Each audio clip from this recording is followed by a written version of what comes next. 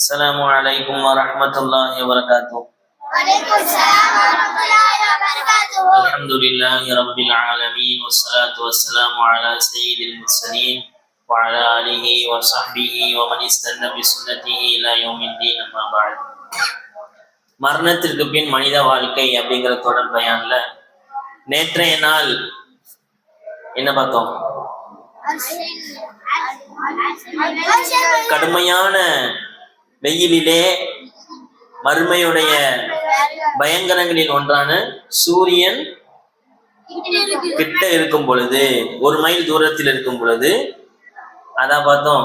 அதாவது முதல் நாள் பார்த்தோம் மஹ்ஷர் மைதானத்துல எப்படி மக்கள் ஒன்று திரட்டப்படுவாங்க. ஒன்று திரட்டுதல் 2 இருக்குது. ஒண்ணு உலகத்துல ஒன்று திரட்டப்படுவது, 2வது மறுமையில ஒன்று திரட்டப்படுவது. மறுமையில ஒன்று திரட்டப்படக்கூடிய மஹ்ஷர் மைதானம் எப்படி இருக்கும், மஹ்ஷர் மைதானத்துல மக்கள் எப்படிதான் எழுப்பப்படுவாங்க, எத்தனை கூட்டங்களா வருவாங்க, காஃபிர்கள் எப்படி எழுப்பப்படுவாங்க, மூமின்கள் எப்படி எழுப்பப்படுவாங்க, அதே மாதிரி நன்மை குறைவா செஞ்சவங்க எப்படி எழுப்பப்படுவாங்க, இதெல்லாம் பார்த்தோம். அதே மாதிரி இந்த மஹ்ஷர் மைதானத்துல அல்லாஹ் சில பாவங்களை வெளிப்படுத்தும் விதமாக கேவலப்படுத்துவான். யார் உலகத்தில் வட்டியை உண்டார்களோ அவர்கள் ஷைத்தானால் தீண்டப்பட்ட நிலையில எழுப்பப்படுவாங்க. யார் ஒருவர் ஏமாத்தினாங்களோ அல்லாஹ் அவங்க கையில எவ்வளவு ஏமாத்தினாலும் அவ்வளவு பெரிய கொடி அல்லாஹ் கொடுத்துருவான். யார் ஒருவர் பிறருடைய நிலத்திலிருந்து 1 ஜான் ஏமாற்றினாரோ மறுமையில் 7 பூமியை கழுத்தில் தொங்க விடப்பட்ட நிலையில வருவார். இப்படி நிறைய விஷயங்கள் பார்த்தோம் மஹ்ஷர் மைதான சம்பந்தமா. அதுல மக்கள் எப்படிலாம் இருப்பாங்க அதெல்லாம் பார்த்தோம். இதே மஹ்ஷர் மைதானத்துல அல்லாஹ் தஆலா சில மனிதர்களை பார்க்க மாட்டான், சில மனிதர்களோடு பேச மாட்டான், சில மனிதர்களை பரிசுத்தப்படுத்த மாட்டான். ஒரு 15 வகையான மனிதர்களை இமாம்கள் எழுதுறாங்க. இந்த மனிதர்களை அல்லாஹ் கருணை பார்வையால் பார்க்க மாட்டான். அல்லாஹ்வுடைய கருணை இல்லைன்னா யாரும் சொர்க்கத்துக்கு போக முடியாது. ரஹ்மான் ரஹீம் அந்த அளவற்ற அல்லாஹ்வுடைய கருணை இருந்தால்தான் எந்த நபியா இருக்கட்டும் அவங்க சொர்க்கத்துக்கு போக முடியும். நப்சாசம் இது சொல்லிட்டு இருக்காங்க. சஹாபாக்கள் கேட்டாங்க, யாரோ சொல்லலாம், நீங்களும் அல்லாஹ்வுடைய அருள் இருந்தால்தான் சொர்க்கம் போக முடியுமா அப்படின்னே, ஆம் நானும் அல்லாஹ்வுடைய அருள் இருந்தால்தான் சொர்க்கம் போக முடியும் அப்படின்ட்டு நப்சாசம் சொன்னாங்க. இப்ப அல்லாஹ்வுடைய அருள் இல்லாம யாராலும் சொர்க்கம் போக முடியாது. அல்லாஹ்வுடைய கருணை பார்வை ஒரு மனிதன் மீது பட வேண்டும். அல்லாஹ் ஒரு மனிதன்கிட்ட பேசணும், அல்லாஹ் ஒருத்தனை பரிசுத்தப்படுத்தணும், அப்பந்தான் அவன் வெற்றி அடைவான். இந்த 15 செயல்களை யார் உலகத்தில் செய்வாரோ அவர்களை அல்லாஹ் மறுமையில பார்க்கவும் மாட்டான், அவங்களை பேசவும் மாட்டான், அவர்களை பரிசுத்தப்படுத்தவும் மாட்டான். எவ்வளவு பெரிய நஷ்டம். ஒரு மனிதன் நம்மள்ட்ட பேசாம போயிட்டாலும் எவ்வளவு கஷ்டப்படுறோம். படைச்ச அல்லாஹ் நம்மள்ட்ட பேச மாட்டான். அல்லாஹ் பாதுகாக்கணும். மனிதனை அந்த மனிதர்களோடு அல்லாஹ் கருணையோடு நடக்க மாட்டான். இமாம் இப்னு கையிம் ரஹ்மத்துல்லாஹ் அவங்க சொல்லி காமிப்பாங்க, நாளைக்கு மறுமையில சில மனிதர்கள் இருப்பாங்க, அவர்கள் அல்லாஹ்வை பார்ப்பதை விட்டும் தடுக்கப்பட்டுருவாங்க. கல்லா பல் ரான அலா குலூபிஹிம் மா கானூ யக்ஸிபூன் கல்லா இன்னஹும் அன் ரப்பிஹிம் யௌமைதின் லமஹ்ஜூபூன். சில மனிதர்கள் அல்லாஹ்வை பார்ப்பதை விட்டும் லமஹ்ஜூபூன் ஹிஜாப் போடப்பட்டுருவாங்க, அல்லாஹ் பார்க்க முடியாது. அப்படிப்பட்டவங்க யார் அல்லாஹ் அந்த நிலைமையில் ஆளாக்குறானோ இஸ்தௌஜபல் ஹவானு குல்லா, அவனுக்கு எல்லா வகையான கேவலமும் வந்துடும். அல்லாஹ் பார்க்கல அப்படின்னா அல்லாஹ்வை அவன் பார்க்கல அப்படிங்கிற நிலையில அவனுக்கு எல்லா வகையான கேவலமும் மறுமையில வந்தடையும். ஏனென்றால் யாரை அல்லாஹ் பார்க்கிறானோ இலா அப்திஹி ரஹ்மத்தன் வஸ்திஃபா, ஒரு அடியான் அல்லாஹ் கருணையோட பார்க்கறான்னா அவன் வெற்றி அடைஞ்சிட்டான், அல்லாஹ் அவனை தேர்ந்தெடுத்துட்டான்னு அர்த்தம். இப்ப இந்த அமல்களை உலகத்தில் நம்ம செய்வது விட்டு தவிர்ந்திருக்கணும். முதலாவது என்ன அப்படின்னா, யார் ஒருவர் அல்லாஹ்வுடைய மார்க்கத்தை அற்பமான காசுக்காக வேண்டி வித்துட்டாங்களோ, அற்பமான காசுக்காக வேண்டி அல்லாஹ்வுடைய மார்க்கத்தை செய்யாம இருக்கிறாங்களோ, ஒரு விஷயத்த கட்டளைய, இவர்களை அல்லாஹ் மறுமையில் பார்க்க மாட்டான். அல்லாஹ் குர்ஆன்ல சூரத் ஆல இம்ரான்ல இன்னல்லதீன யஷ்தரூன பிஅஹ்தில்லாஹி வ ஐமானிஹிம் ஸமனன் கலீலா, யார் அல்லாஹ்வுடன் செய்து கொண்ட உடன்படிக்கையை விட்டு விடுகிறார்களோ அற்பமான காசுக்கு. அல்லாஹ்வோட என்ன உடன்படிக்கை நம்ம செஞ்சோம்? நம்ம எல்லாம் ஆலமுல் அர்வாஹ்ல அல்லாஹ் நம்மள்ட்ட ஒரு உடன்படிக்கை வாங்கணும். என்ன உடன்படிக்கை தெரியுமா? وإذ أخذ ربك من بني آدم من ظهورهم ذريتهم وأشهدهم على أنفسهم ألست بربكم. நம்மெல்லாம் உயிரா இருக்கும் பொழுது, உயிர்கள் உடம்பு இல்ல உயிர்களா இருக்கும் பொழுது அல்லாஹ் நம்மள்ட்ட ஒரு உடன்படிக்கை எடுத்தான். என்ன உடன்படிக்கை தெரியுமா? நான் ஒரு ரப்பு இல்லையான்னு கேட்டான். நம்மள என்ன சொன்னோம்?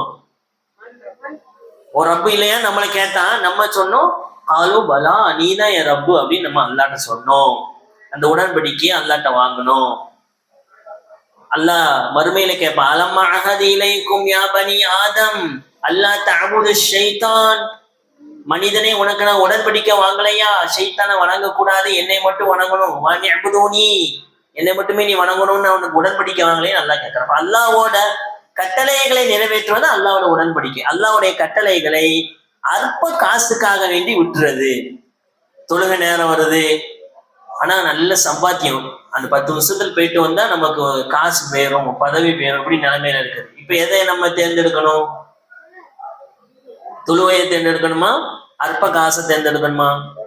தொழுகை. அப்படி தேர்ந்தெடுத்தா அல்லாஹ் இந்த உலகத்திலேயும் கண்ணியத்தை கொடுப்போம், மறு உலகத்திலேயும் கண்ணியம் கொடுப்போம். அப்படி யாரு அற்ப காசை அல்லாஹ்வுடைய கட்டளையை விட்டுட்டு அல்லாஹ்வுடைய கட்டளையை அற்ப காசை கொண்டு விலைக்கு வாங்குகிறாரோ அவர் யாருன்னா லா யுகல்லிமுஹுமுல்லாஹ் வலா யன்துரு இலைஹிம் யௌமல் கியாமா வலா யுஸக்கிஹிம். அல்லாஹ் அவங்கள்ட்ட பேச மாட்டான், அல்லாஹ் அவர்களை கருணை கொண்டு பார்க்க மாட்டான், அல்லாஹ் அவர்களை பரிசுத்தப்படுத்த மாட்டான். அல்லாஹ் பாதுகாக்கும்.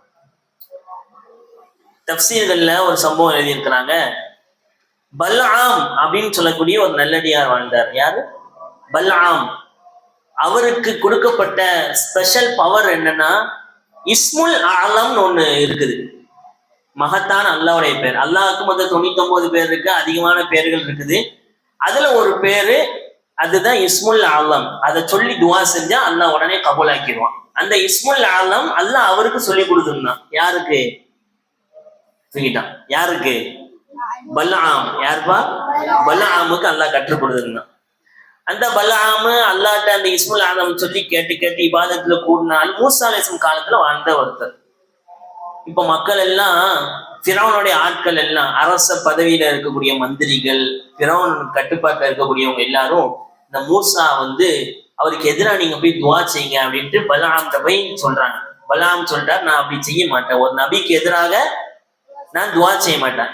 இஸ்முல் ஆலம் சொல்லி கேட்டா அல்லாஹ் கொடுத்துருவான், ஆனா நான் அப்படி செய்ய மாட்டேன், அப்படி செஞ்சா என்னுடைய உலகமும் நாசமாயிரும், மறுமையும் நாசமாயிரும் அப்படின்னு சொல்லுவாங்க. ஆனா மக்கள் நிறைய ஆசைகள் ஊட்டி, உங்களுக்கு நான் இவ்வளவு பணம் தரேன், உங்களுக்கு நான் இன்னென்ன பதவிகள் தரேன் அப்படின்ட்டு அற்பமான காசுகளை அவங்க முன்னாடி காமிக்கிறாங்க. ஒரு கட்டத்துல அவர் என்ன செஞ்சிட்டாரு? மூசா அலைஹிஸ்ஸலாமுக்கு எதிராக, ஒரு நபிக்கு எதிராக துவா செய்வதற்கு இஸ்முல் ஆலம் சொல்லி துவா செய்ய போறாரு. அந்த நாக்கு அப்படி நின்றுட்டு, அந்த வார்த்தைகள் எதுவுமே வரல அவருக்கு. இதான் அல்லாஹ் குர்ஆன்ல சொல்லி காமிப்பான் அவரை பத்தி. ஒத்ரு அலைஹி நபஅ அல்லதி ஆதைனாஹு ஆயாத்தினா ஃபன்ஸலஹ மின்ஹா ஃபஅத்பஅஹு ஷைத்தான் ஃபகான மினல் காவின். ஒரு மனிதனை பத்தி நபியே நீங்க ஓதி காமிங்க, இவங்களுக்கு அந்த சம்பவத்தை சொல்லுங்க, அவன் எப்படிப்பட்டவர் அப்படின்னா, அவர் துவா செய்ய கையேந்த நிலையில அல்லாஹ் அதை இல்லாமல் ஆக்கிட்டான். ஷைத்தான் அவனை பின்பற்றி அவன் வழிகேட்டர்களை ஒரு ஆளா ஆயிட்டான்.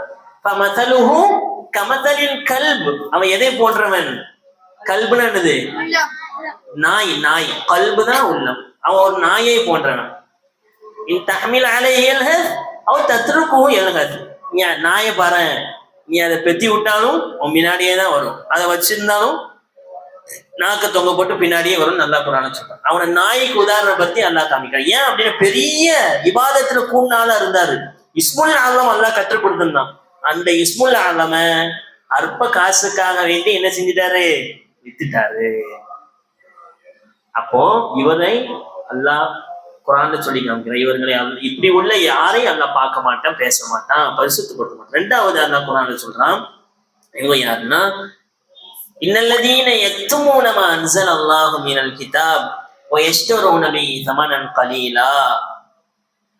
அல்லாஹ் இறக்கிய வேதங்கள் நிறைய வேதங்கள் இருக்கு. அதுல முக்கியமான பேர் சொல்லப்பட்ட வேதங்கள் 4: தௌராத், ஜபூர், இன்ஜீல், குர்ஆன்.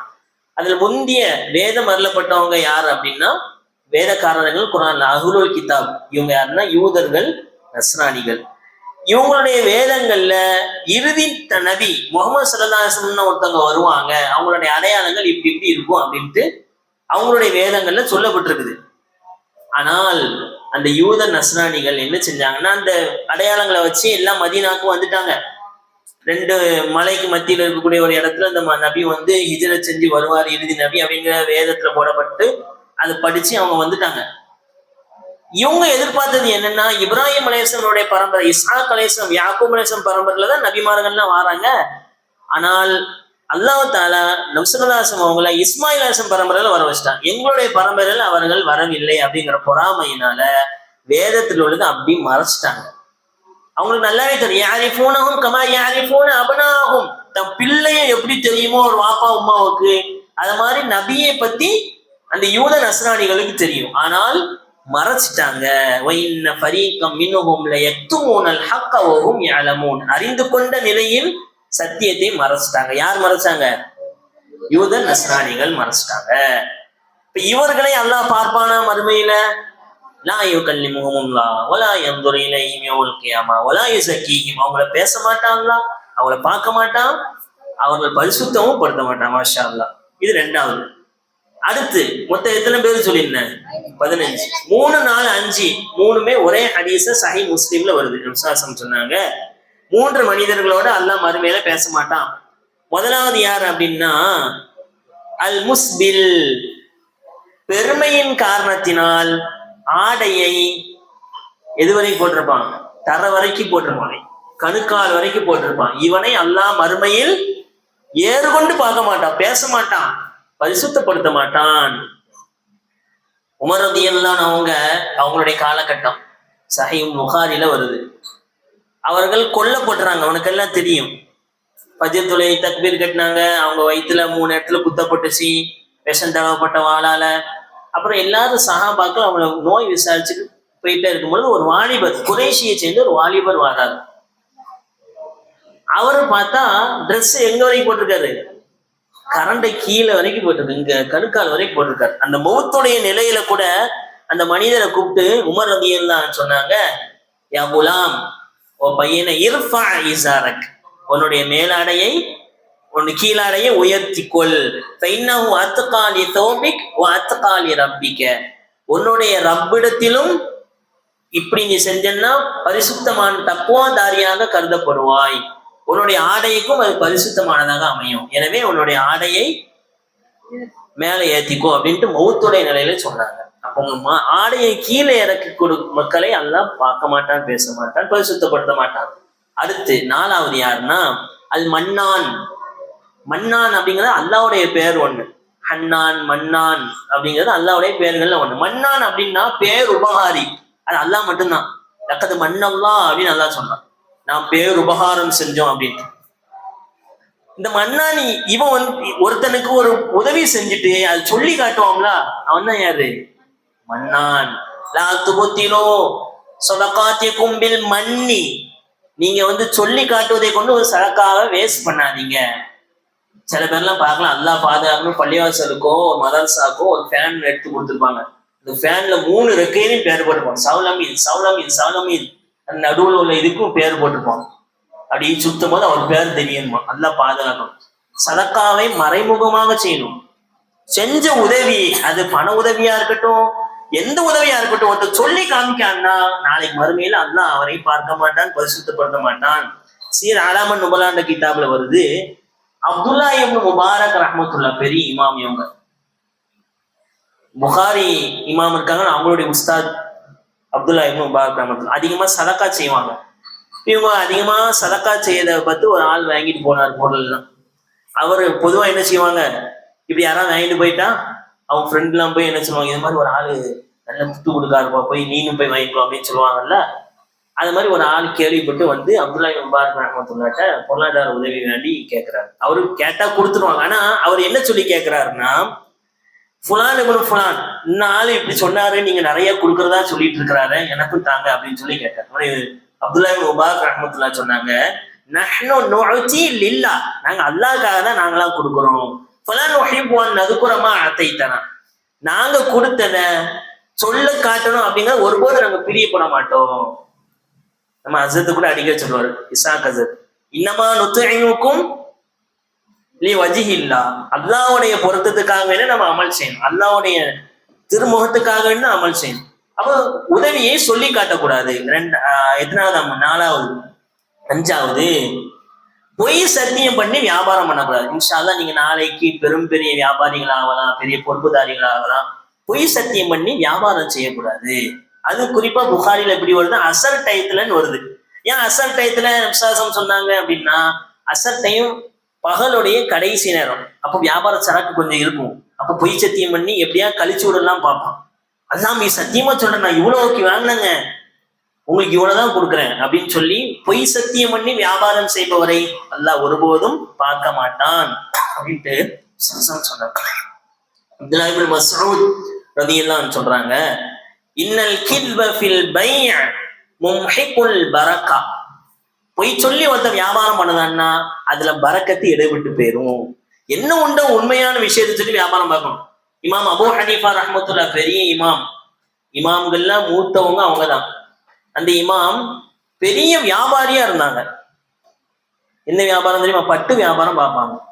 ஒரு நாள் பட்டு வியாபாரம் பார்க்கும்பொழுது அவங்களுடைய உதவியாளர்கிட்ட சொல்றாங்க, எப்பா இந்த பட்டு இருக்குது, ஒரே ஒரு பட்டு டேமேஜா இருக்குது, நீ சொல்லி கொடுக்கும் பொழுது டேமேஜ சொல்லி கொடுத்து வியாபாரம் பார்க்கணும் அப்படின்னு சொல்லிட்டாங்க. ஆனா இவர் என்ன செஞ்சுட்டாரு, அந்த ஜோஸ்ல நல்ல வியாபாரம் நடக்குதுன்ட்டு அந்த டேமேஜ் ஆன பட்டை சொல்லாம வித்துட்டாரு. இந்த விஷயம் கேட்கறாங்க அபூ ஹனீஃபா ரஹ்மத்துல்லாஹ், இந்த மாதிரி டேமேஜ் ஆன பட்டு சொல்லி வித்தியாப்பா? இல்ல நான் அப்படி சொல்லி விற்கலையே.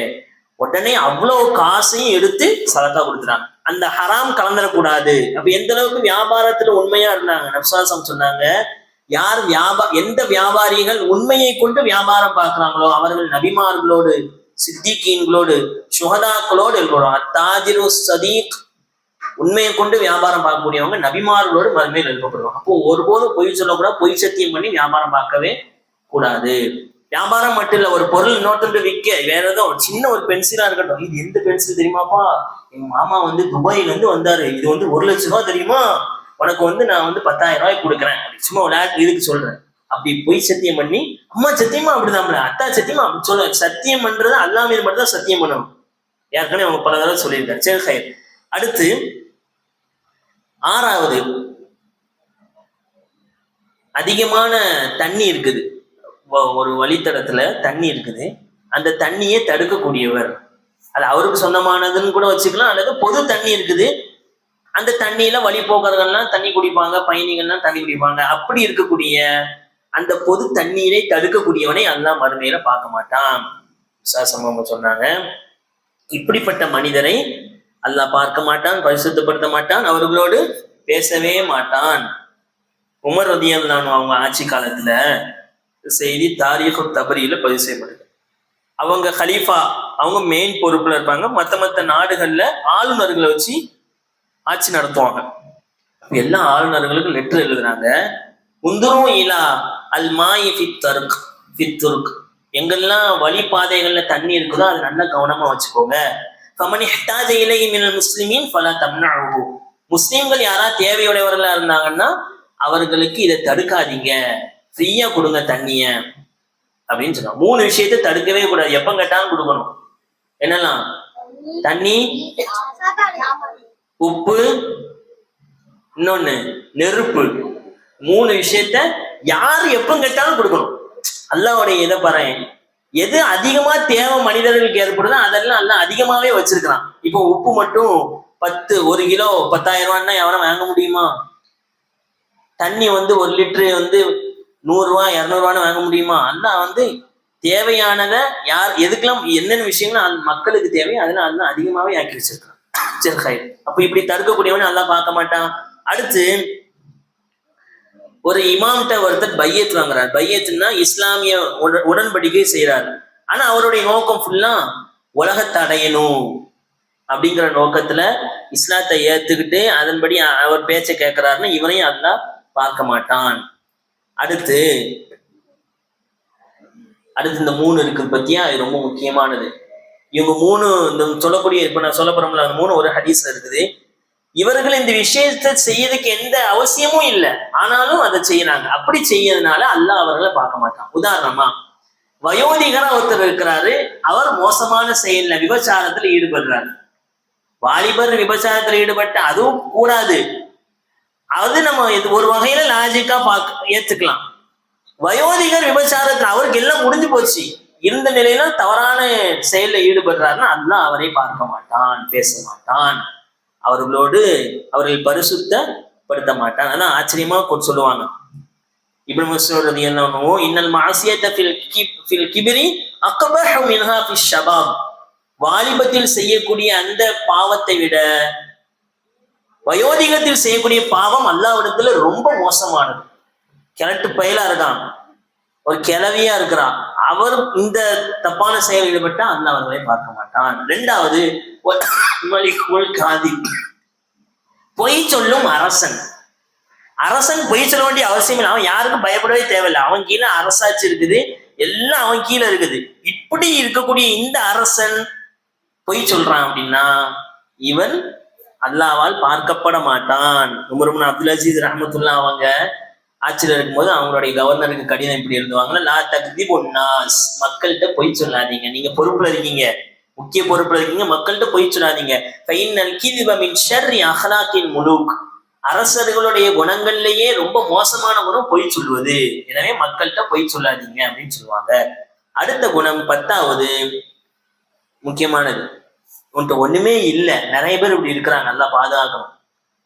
ஏழையா இருக்கிறான் ஆனா பெருமை அடிக்கிறான். பணக்கார பெருமை அடிச்சா ஒரு லாஜிக் இருக்கு, ஏழையா இருந்து பெருமை அடிக்கக்கூடியவர் பார்த்தா ஒண்ணுமே இருக்காது, ட்ரெஸ் எல்லாம் அப்படி போட்டு, இதான் நான் இது எவ்வளவு தெரியுமா, இது அப்படி, இந்த கார் இருக்க சும்மா ஏதோ ஒரு ரோட்ல நிக்கிற காரு கிட்ட போட்டோ எடுத்துட்டு, இது எங்க மாமா காரு, அந்த ஊர்ல இருந்து வந்துச்சு, இப்படி அப்படி இப்படி இப்படின்னு சொல்லி நிறைய, அது பேர் என்னது, ப்ரூடாவா உருட்டுவாங்களா, ஒரு ஏழையா இருந்து பெருமை அடிக்கக்கூடியவன் அல்லாஹ் நாளை மறுமையில அவனை பார்க்கவே மாட்டான். அல்லாஹ் பாதுகாக்கணும். ஹசன் ரஹ்மத்துல்லாஹ் சொல்லுவாங்க, அழகான வார்த்தை, எப்பா உனக்கு என்னென்ன பெருமை வேண்டி இருக்கு, எப்படின்னா ஆதமுடைய மகனே, மாலக்க தத்தக்கப்பர், எதை வச்சு நீ பெருமை கொள்ற, அவ்வளவுக்கு நுத்துஃபா, உன்னுடைய ஆரம்பம் ஒண்ணுமே இல்லாம இருந்துச்சு, அந்த துளி பத்தா எல்லாரும் என்ன செஞ்சிருவாங்க, நஜீஸா பார்த்து கழுவிடுவாங்க, உன்னுடைய ஆரம்பம் அப்படி இருந்துச்சு. ஆஹிருக்க ஜீஃபா, உன்னுடைய கடைசி முடிவு எப்படி இருக்கும் தெரியுமா, மண்ணோட மண்ணா போயிருவ, ஆரம்பமும் மோசம், இறுதியும் மோசம், நடுவுல மலத்தை சுமந்து கொண்டு இருக்கக்கூடிய மனிதா அப்படின்னு கேட்பாங்க. எல்லாரும் மலத்தை சுமந்துட்டு இருக்கோம்ல, வயிற்றுக்குள்ள என்னடா இருக்கு, பாத்ரூம் இருக்குல்ல எல்லாத்துக்கும், இப்படி நிலையில நீ எதை வச்சு பெருமை அடிக்கிற அப்படின்னு கேட்பாங்க. அப்ப ஏழையா இருந்து பெருமை அடிக்கக்கூடியவரை அல்லாஹ் பார்க்க மாட்டான். அடுத்து தன்னுடைய பெற்றோர்களை நோவினை செய்யக்கூடியவர். அல்லாஹ் நிறைய அமல்களுக்கு, நிறைய பாவங்களுக்கு மறுமையில தான் தண்டனை கொடுப்பான், ஆனா சில பாவங்களுக்கு உலகத்திலே தண்டனை கொடுத்துருவான். அதுல முக்கியமான விஷயம் என்ன, பெற்றோர்களை நோவினை கொடுப்பது. நல்லா பாதுகாக்கணும். ஏற்கனவே பல தடவை சொல்லியிருக்கிறேன், கண்ணால நான் பார்த்த ஊர்ல நடந்த ஒரு சம்பவம். ஒரு பையன், மறுபடியும் சொல்றேன், ஒரு பையன், அந்த பையன் அம்மாட்ட சண்டை போடுறான். 9th 10th படிப்பான் அந்த பையன். அவங்க அம்மா கோவத்துல வாக்குவாதம் முத்தி அவங்க அம்மாவை கண்ணாடி இருக்குல்ல, இந்த எண்ணெய் தப்பாங்களா கண்ணாடி பாட்டில், அதை கொண்டு எரிஞ்சிடறான் அவங்க அம்மா மேல. அது கீழே விழுந்து சுக்கு நூறா ஒழிஞ்சிச்சு. இப்போ அவங்க அம்மா கோவத்துல சொன்னாங்க, நீ எப்படி இந்த கிளாஸ் நொறுங்குச்சோ அது மாதிரி அல்லாஹ் உன்னை நொறுக்கிடுவான் அப்படின்ட்டாங்க. ஒரு கோவத்துல சொல்லிட்டாங்க. ஒன்னும் அவனை ஸ்கூல்ல பஸ்ல ஏறிக்கிறான், இடம் இல்லை, ஃபுட்போர்டு தொங்கிட்டு போயிருக்கிறான், ஒரு ஸ்பீடு பிரேக்கர் வந்துச்சு, கீழே விழுந்தா அதே பஸ்ல ஏறி இறங்கிச்சு, இறந்துட்டான். அவன் எலும்புலாம் நொறுங்கி போயிடுச்சு. அவன் உம்மாவுடைய சாவத்தை லேசா நினைக்கிறோம், விளங்காம போறேன் பேதியில போய் வாழ்ந்துட்டு சொல்றாங்க. இப்ப நமக்கு தெரியும் வாழ்க்கையில எந்த இது நம்ம கஷ்டப்பட்டிருக்கோம், எல்லாம் நல்ல மாதிரி செஞ்சுட்டே இருப்போம், ஆனா வாழ்க்கையில சோதனையா ஒரு என்னன்னு பார்த்தால் பாப்பா உம்மாவுடைய சாபத்தை வாங்கியிருப்போம். சஹாபி நம்சாசுடைய காலத்துல மஸ்ரூக், அந்த சஹாபி பேர் ஞாபகம் இல்லை, கடைசி சக்கராத்துல இருக்கும்போது களிமா வரல, நபி அவங்க களிமா சொல்லி கொடுக்க களிமா வரல. என்னன்னு பார்த்தா அம்மா கூட என்ன நிலைமையில இருந்தீங்க, அவங்க அம்மா அவங்க மேல கோபமா இருக்கிறாங்க. அவங்க அம்மாவோட போய் பேசுறாங்க, உங்க மகனை மன்னிச்சிருங்க, மன்னிக்க மாட்டேன் அப்படின்ட்டா. உடனே நம்சாசம் அவங்க முன்னாடி, தாய் முன்னாடி ஒரு நெருப்பு கொண்டு அதுல கட்டையை தூக்கி போட்டு காமிக்கிறாங்க. இத மாதிரி அவங்க பையனை தூக்கி போட்டா நீங்க சம்மதிப்பீங்களா அப்படின்னோடனே, இல்ல சம்மதிக்க மாட்டேன். நீங்க மன்னிக்கலன்னா அவர் அங்கதான் போவார், நரகத்துக்கு போயிடுவார். அவங்க மன்னிப்பாங்க. பிறகு அவர் நாவல அடிமா வந்துச்சு. வாப்பா அம்மாவுடைய சாபத்தை வாங்கிடக்கூடாது, அவங்கள நோவினை செய்யக்கூடாது. அவங்க சொல்லனா கூட பரவாயில்ல, மனசுல நினைச்சா போதும். எவ்வளவு காசு கட்டி படிக்க வைக்கிறோம், மதரசாக்கெல்லாம் போறான், மதரசால என்ன ஓதுறான், என்ன ஒழுக்கமாவே இல்லையே, மனசுல நினைச்சாலே போதும். அல்லாஹ் பாதுகாக்கணும். அல்லாஹ் இந்த உலகத்திலே அல்லாஹ் தண்டனையை கொடுத்துருவான். மறுமையில் அவர்களை அல்லாஹ் பார்க்க மாட்டான், பேச மாட்டான், அவர்களை பரிசுத்தப்படுத்த மாட்டான். அடுத்து ஒரு மரத்துல முத்தரஜிலா, ஒரு பெண்மணி, ஒரு பெண் ஆணை போல் ஒப்புமை செய்யக்கூடியவர். நிறைய பாக்குறோம், பெண்கள் ஆண்கள் ட்ரெஸ் போடுறாங்க, ஜீன்ஸ் பேண்ட் போடுறாங்க, எல்லாம் போடுறாங்க. நபிசாசம் சபிச்சாங்க, அல்லாஹ் இவர்களை சபிப்பானாக. ஆணை போல் ஒப்புமை செய்யக்கூடிய பெண்கள், பெண்களை போல் நடக்கக்கூடிய ஆண்கள், அது நடவுட பாவனையில எப்படி இவங்க மாத்து நடந்தாங்கன்னா இவர்களை அந்த சபிப்பா அந்த நாளைக்கு மறுமையில பார்க்க மாட்டான், பெருமையா நினைக்கிறாங்க. அடுத்து ஒரு தய்யூஸ், இவங்களும் அண்ணா பார்க்க மாட்டான். இது 13 முடிக்க போறேன். தய்யூஸ்னா யாருன்னா, முக்கியமான செய்தி நல்லா கவனிப்பா. தய்யூஸ்னா கணவன் மனைவி இருக்காங்க, மனைவி ஒரு தவறான விஷயத்துல ஈடுபடுறாங்க, அந்த கணவன் அதை பார்த்துட்டு கண்டிக்காம சரி பரவாயில்ல அப்படின்னு விடுறாருல, இவன் தான் யாரு? தய்யூஸ். மனைவியை தவறான விஷயத்துக்கு போகும் பொழுது அதை பார்த்தும் பார்க்காம கண்டிக்காம இருக்கிறாரு, இவர் தய்யூஸ். விசுவாசம் சொன்னாங்க, நாளைக்கு மறுமையில இவரை அல்லாஹ் பார்க்க மாட்டான் அப்படின்னு சொன்னாங்க. சஅதுன் உபாதா ரலியல்லாஹு சொல்லி காமிப்பாங்க, லவ் ரஅய்து ரஜுலம் மஅ இம்ராத்தி லதரப்துஹு பிஸ்ஸைஃப். என் மனைவி பக்கத்துல இன்னொரு ஆணை நான் பார்த்தேன் என்னுடைய ரூம்ல அப்படின்னா அந்த ஆளை கத்தியால் ஒரே போட்டு சாவடிச்சிருவேன் அப்படின்னு சொன்னார். ரோஷம் வரணும்.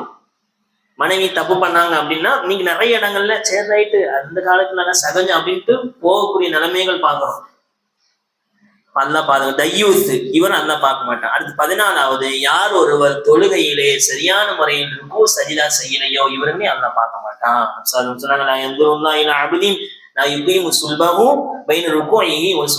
நிறைய இங்க பாரு, நம்ம மனசாலே நடக்குது. ருக்கு செய்யும் பொழுது எப்படி நிக்கணும், எல் ஷேப்ல இருக்கணும். சஜிதால ருக்குல கையை பிரிச்சிருக்கணுமா சேர்த்திருக்கணுமா? சஜிதால சேர்த்திருக்கணும். ருக்கு எப்படி செய்யணும், சைதா எப்படி செய்யணும், இதெல்லாம் உஸ்தாமார்கள் உனக்கு ரமலான் முன்னாடி சொல்லி கொடுத்துருப்பாங்க. இப்படி செய்யக்கூடிய ருக்குவை பரிபூர்ணப்படுத்த சைதா பரிபூர்ணப்படுத்தாதவங்க அல்லாஹ் பார்க்க மாட்டான். ஹுதைஃபா ரலியல்லாஹு அன்ஹு அவங்க ஒரு மனிதரை பார்க்கறா, அவர் தொழுகிறாரு, ருக்கு சைதா சரியா செய்யல. அவர்கிட்ட கேட்டாங்க, எத்தனை வருஷமாப்பா அப்படி தொழுவுற? புகாரி ஒருபடி செய்தி முன்பு 40 சனா, 40 வருஷம் இப்படிதான் தொழுகிட்டு இருந்தேன். அல்லாஹ் பாதுகாக்கணும். மா சல்லைத் முன்பு 40 சனத்தன் வலோமித்து அலா ஹாதிஹி அஸ்ஸலா, இந்த தொழுகையோடு நீ இறந்துட்ட அப்படின்னா மித்து அலா கைரி சுன்னதி முஹம்மதின், விசுவாசமுடைய சுன்னத்தை நீ செய்யாதவனா மரணிச்சிட்டவனா ஆயிடுவ, அல்லாஹ் பாதுகாக்கணும் அப்படின்னு சொன்னாங்க. அப்போ ருக்கு சஜிதாவை சரியான முறையில் பேண வேண்டும். கடைசியா 15வது, ஒரு மனைவி அந்த கணவனுக்கு நன்றி செலுத்தல அப்படின்னா, மனைவி கணவன் நன்றி செலுத்தினா எப்படி தேங்க்ஸ் ஜி அப்படி சொல்றது இல்ல, கணவன் கட்டுப்படல அப்படின்னா அந்த மனைவியை அல்லாஹ் மறுமையில பார்க்க மாட்டான், பேச மாட்டான், அவர்களை பரிசுத்தப்படுத்த மாட்டான். ஆயிஷா ரலியல்லாஹு அவங்கள்ட்ட ஒரு பெண்மணி வந்தாங்க, அஹமதுல பதிவு செய்தி. ஆயிஷாவே, என் கணவனுக்கு எனக்கு செட் ஆக மாட்டேங்குது, கைஃப ஹாலுக மஅஹு, அவரோட நீங்க எப்படி, அவர் உங்கள்ட்ட எப்படி நடந்துக்கிறாரு அப்படின்ட்டு பஞ்சாயத்து பண்றாங்க, கேட்கறாங்க. இப்ப அவங்க சொன்னாங்க, அவர் எனக்கு நல்லா செலவழிக்கிறார், நல்லா பாத்துக்கிறாரு, ஆனா சில விஷயம் எனக்கு பிடிக்க மாட்டேங்குது அவர்ல அப்படின்னு. அந்த மனைவியை பார்த்து ஆயிஷா சொன்னாங்க, நீ அல்லாஹ் பயந்துக்கோ, அந்த உன்னுடைய கணவர் உன்னுடைய சொர்க்கம் அல்லது நரகம். உன்னோட கணவர்கிட்ட நீ சரியா நடந்தால் நீ சொர்க்கத்துக்கு போவ, கணவர்கிட்ட சரியா நடக்கல அப்படின்னா நரகத்துக்கு போவ அப்படின்ட்டு ஆயிஷா ரலியல்லாஹு அந்த பெண்மணியை பார்த்து சொன்னாங்க. அப்போ மனைவி கணவனுக்கு நன்றி செலுத்தாத மனைவியை அல்லாஹ் நாளைக்கு மறுமையில பார்க்க மாட்டான், பேச மாட்டான், பரிசுத்தப்படுத்த மாட்டான். அப்போ நாளைக்கு மறுமையில அல்லாஹ்வுடைய கருணை பார்வை ரொம்ப அவசியம். அல்லாஹ் நம்மள்ட்ட பேசணும், அது ரொம்ப முக்கியம். அல்லாஹ் நம்மளை பரிசுத்தப்படுத்தணும். இந்த 15 செயல்களை நம்ம செய்யாம இருந்தோம் அப்படின்னா நாளைக்கு நிச்சயமா அல்லாஹ் நம்மளை பார்ப்பான், நம்மளை பரிசுத்தப்படுத்துவான், அல்லாஹ் நம்மளோட பேசுவான். எல்லாம் அல்ல அல்லாஹ் இந்த 15 செயல்களை விட்டு, அல்லாஹ்வுடைய கோபத்தை ஏற்படுத்தக்கூடிய இந்த செயல்களை விட்டு அல்லாஹ் நம் அனைவரையும் பாதுகாத்தல் புரிவானாக. ஆமீன். வாஹி தஅவானா அல்ஹம்துலில்லாஹி ரப்பில் ஆலமீன். அஸ்ஸலாமு அலைக்கும் வரஹ்மத்துல்லாஹி.